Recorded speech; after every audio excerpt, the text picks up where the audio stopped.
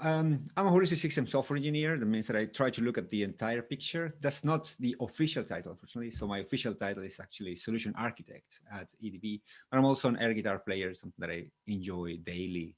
And I have a lot of fun with music and with Postgres. So we're going to talk about variations on PostgreSQL replication. And why this talk actually is because sharing knowledge, I think, is the basic for having a very good open source community. Open source is what drives us. And if we share the knowledge, we are all going to grow together. So whatever you can learn here, I'm also glad that I can learn from you discussing after the presentation. And I like to get all your feedback. The other reason for doing this is because for me, it allows me to mix two things that I like a lot, music and replication in PostgreSQL. So at least I am going to have fun. I hope that you are going to have fun too. And if you already watched this presentation in Postgres build, that was a short version. This is an extended version, so you can still kind of review some of the concepts and learn a little bit more. And I'm also going to go to the console and I'm going to do some hand-on things so that you can see some of the concepts. This is not a tutorial about how to set replication, stuff like that. If you want that, please let us know. But I'm going to just touch some of the concepts that I think that are really important in order to understand the whole thing. So if I go to the technical part, is to understand the high-level concept. So this is a mix between architecture and then technical considerations that you need to have. And the last reason is because I like to make drawings, and this kind of presentation allows me to draw a lot. So if you don't like the drawings, it's fine. I mean, I'm not a professional drawer, so just like it. Good. So talking about combining things, I mean, I'm not the only one.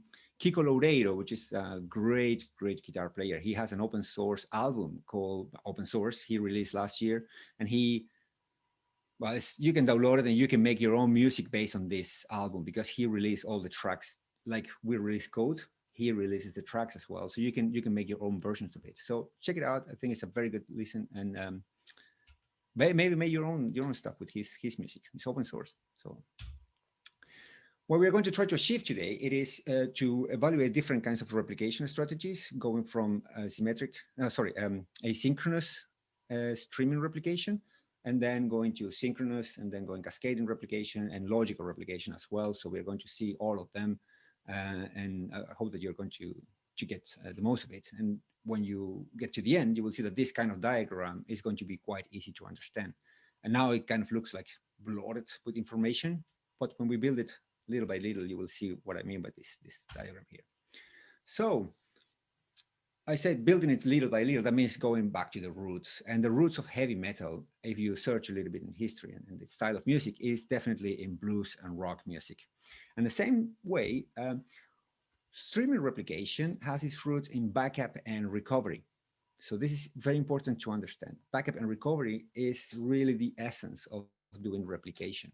And look a little bit at the letters there. B and R. Is it a coincidence? It is. It's just a coincidence. No real relationship there. So let's look at the backup and recovery then. You have here PostgreSQL. You have the memory there on top, your shared buffers, your wall buffers, and you have your data directory and every change that happens in the shared buffers. When you read something and then you modify it, it's going to go to the wall directory. So this is going to keep all the changes in case that if the RAM it is gone, you can recover from the changes in the wall files. This idea allows you to take a backup, a physical backup, which is a copy of your data directory, plus all those changes. This one actually allows you to do point-in-time recovery. So you put this somewhere, and then you can redo all the changes, and you get exactly the same database. So the idea is that when you do the recovery, you launch it again, and then you replay all the walls on those shared buffers, and you have a new instance of that.